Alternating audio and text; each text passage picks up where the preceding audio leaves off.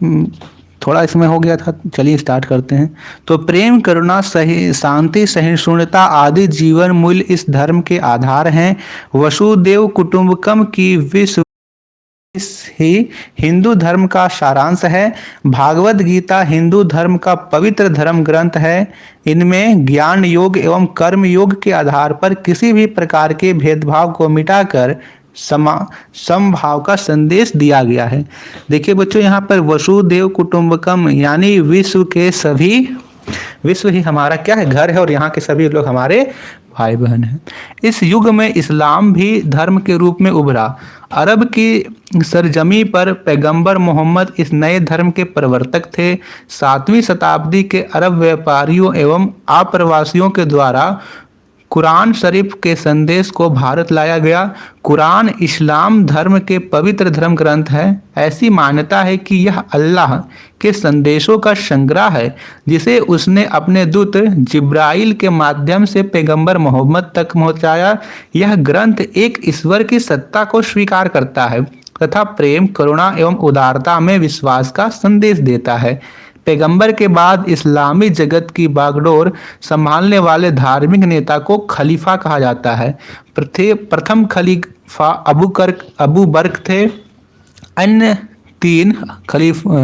अन्य तीन प्रमुख खलीफाओं में उमर, उस्मान व अली हैं। सल्तनत काल से ही कई शासकों के द्वारा इस्लाम धर्म के विद्वानों को संरक्षण दिया जाने लगा। कालांतर में हिंदू धर्म की तरह इस्लाम धर्म में की भी व्याख्या अलग अलग ढंग से की जाने लगी। इस्लाम न्याय सिद्धांतों के कई महत्वपूर्ण निर्णयों में भी अंतर रहे हैं। भारत में हनफी और शफई दो प्रमुख इस्लामिक सिद्धांत हैं। अब यहाँ पे है ऐतिहासिक स्रोत कि स्रोत हैं, पुरातात्विक स्रोत और साहित्य।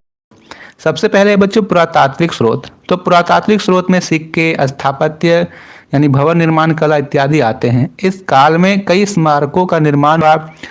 दक्षिण के राजाओं के द्वारा कई मंदिरों का निर्माण कराया गया। सल्तनत एवं मुगल काल के शासकों ने कई मस्जिद एवं मकबरे बनाए। ये मस्जिद उस काल के भवन निर्माण की तकनीक एवं कला को स्पष्ट करते हैं। इसमें से अधिकांश आज भी हमारे धरोहर के रूप में मौजूद हैं। इस कला विधि में कई शासकों ने अपने अपने सिक्के चलाए। सोना, चांदी या कांसे के थे, जिसे उस शासक के साम्राज्य की आर्थिक स्थिति का पता चलता है। सिक्कों में शासक राजचिन्ह या अपना नाम उत्कीर्ण करवाते थे। ठीक है, जैसे सोने के सिक्के हो गए, चांदी के सिक्के हो गए, तांबे के सिक्के हो गए, इस प्रकार के सिक्के वे चलाते थे। तांबे नहीं, कांसे के सिक्के थे, तांबे नहीं। साहित्यिक स्रोत।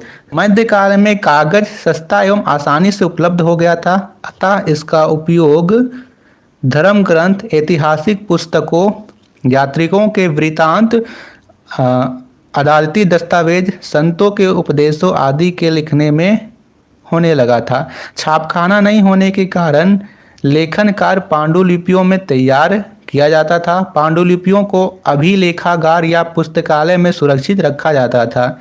इतिहासकार इन पांडुलिपियों व दस्तावेजों से विभिन्न जानकारियां प्राप्त करते हैं, लेकिन इस्तेमाल करना आसान नहीं है। अभिलेखागार क्या होता था? तो जहां दस्तावेजों और पांडुलिपियों को संग्रहित कर रखा जाता है। छापखाने के अभाव में पांडुलिपियों की प्रतिकृति लिपिक या नकल नवीस हाथ से बनाते थे। तबाकत, यहाँ पे देखिए दिया गया तबाकत क्या है? तो सामान्य इतिहास से संबंधित ग्रंथ को तबाकत कहा जाता है, जिसमें विभिन्न वर्गों के बारे में ऐतिहासिक जानकारी दी जाती है।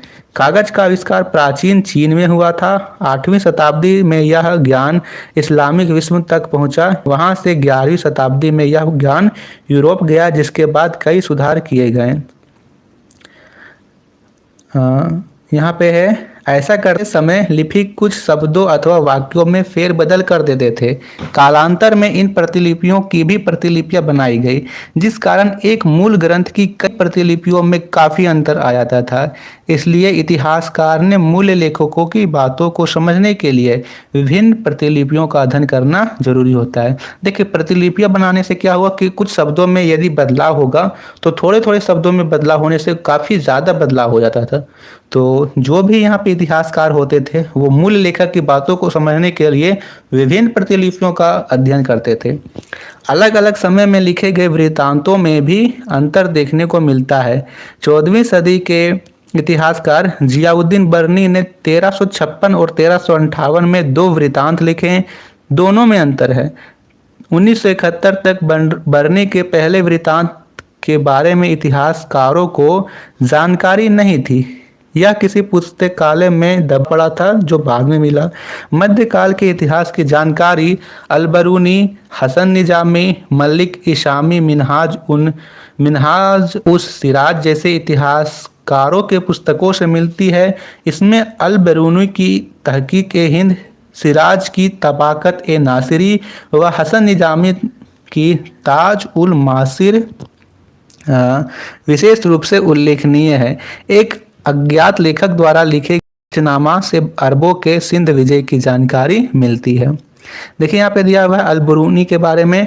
तो अलबरूनी जो है इतिहासकार, अलबरूनी को खगोल, भूगोल, दर्शन सहित कई विद्याओं में महारत हासिल थी। उसकी पुस्तक तहकीक ए हिंद महाकाल मध्यकाल की अत्यंत महत्वपूर्ण कृति मानी जाती है। मध्य एशिया में जन्मे अलबरूनी ने कई वर्षों तक भारत में रहकर भारतीय साहित्य का अध्ययन किया। उसने पुराणों का अध्ययन करने वाला प्रथम मुसलमान माना जाता है।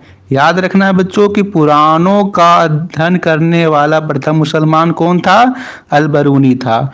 ठीक है।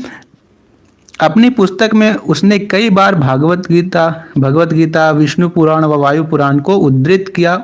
उसने उस समय भारतीय समाज में प्रचलित धार्मिक रीति रिवाज, पूजा पाठ, दान, तीर्थ यात्रा और यज्ञों